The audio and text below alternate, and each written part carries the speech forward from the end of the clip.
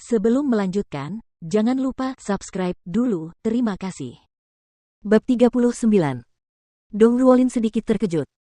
Saya tidak menyangka Xiao Hailong benar-benar memiliki koneksi di Jinling. Dibandingkan dengan Ye Chen, dia jauh lebih baik. Tampaknya jika saya lebih dekat dengannya di Jinling di masa depan, akan lebih mudah bagi saya untuk melakukan pekerjaan sehari-hari. Pria berbaju hitam dengan hormat membawa semua orang ke pintu kotak berlian. Kemudian, dia mengeluarkan pesanan tersebut, menyerahkannya langsung kepada Ye Chen, dan berkata dengan lembut, "Tuan, tolong tanda tangani." Kotak berlian ini khusus disediakan untuk Ye Chen dan memerlukan tanda tangannya untuk konfirmasi. Ye Chen mengambil pena dan kertas sambil tersenyum dan hendak menulis namanya ketika suara Xiao Hailong tiba-tiba terdengar. "Sialan, letakkan penanya." Xiao Hailong berjalan mendekat dengan wajah cemberut, mengambil pena dan kertas dari tangan Ye Chen, menulis namanya berturut-turut, dan memarahi Ye Chen, "Kamu pasti tak tahu malu. Tahu siapa yang memesan kotak itu? Kualifikasi apa yang harus Anda tanda tangani?" Pria berbaju hitam itu tiba-tiba bingung dan menatap Ye Chen, yang berarti dia perlu melakukannya.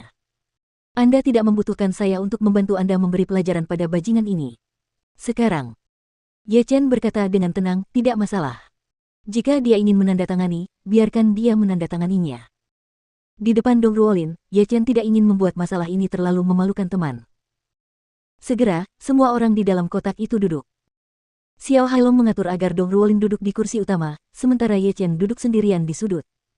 Hanya Dong Ruolin yang mengucapkan beberapa patah kata kepadanya dari waktu ke waktu. Segera, pelayan menyajikan hidangan dan anggur yang lezat. Bahan-bahan yang digunakan dalam semua hidangan sangat khusus. Abalon kualitas terbaik dan lobster Australia seberat 10 pon hanya dapat digunakan sebagai pendamping di sini.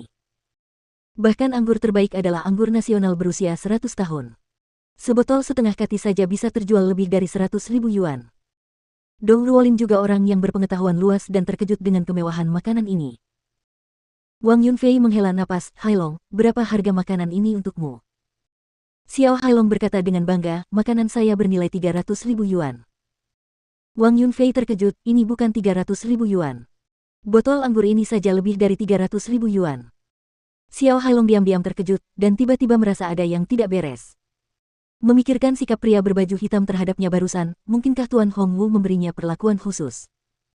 Namun, aku tidak mengenalnya sama sekali. Mata indah Dong Ruolin berbinar, dia menatap ke arah Xiao Hailong dan berkata, "Hailong, terima kasih." Xiao Hailong mendengar kata-kata Dong Ruolin dan berkata sambil tersenyum, "Dimanapun, inilah yang harus kita lakukan." Tersenyum dan bertanya pada Ye Chen, "Ye Chen, kamu pasti belum pernah makan makanan enak seperti itu seumur hidupmu, kan?" Ye Chen mencibir, "Siapa yang memberimu kepercayaan diri?" Xiao Hailong berkata dengan nada menghina, "Jika kamu memakan makananku, kalau begitu kamu begitu keras kepala dengan mulut terbuka. Jika kamu pernah memiliki kesempatan untuk makan makanan enak seperti itu, aku akan memenggal kepalamu dan memainkannya sebagai bola untukmu." Ye Chen tersenyum dengan tenang. Kehidupan yang dia jalani sebagai seorang anak adalah di luar imajinasi orang biasa, makanan seperti itu dianggap sebagai makanan pelayan di keluarga Ye. Melihat Ye Chen menolak untuk menundukkan kepalanya, Xiao Weiwei berkata dengan marah, "Ye Chen, sikap apa yang kamu gunakan untuk berbicara dengan saudaraku, kamu pecundang. Percaya atau tidak, aku akan membiarkanmu keluar sekarang. Kamu sangat tidak tahu malu ketika aku membiarkanmu makan. Benar-benar busuk." Namun, pada saat ini, pintu kotak itu ditendang hingga terbuka dengan kekuatan besar, dan sebuah suara yang keras terdengar, "Dari mana asalmu, idiot?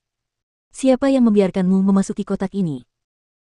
Begitu kata-kata itu keluar, seorang pria berjas Armani, seorang pria yang memakai rantai emas besar dan bekas luka mirip kelabang di wajahnya yang menyebar dari sudut mata hingga dagu. Pria ini memegang daftar di satu tangan dan tongkat di tangan lainnya, dengan wajah galak. Mengikuti dari dekat, selusin pria kekar dengan tato dan bekas luka berbaris dan mengelilingi semua orang. Semua orang tercengang dan panik. Apa yang sebenarnya terjadi?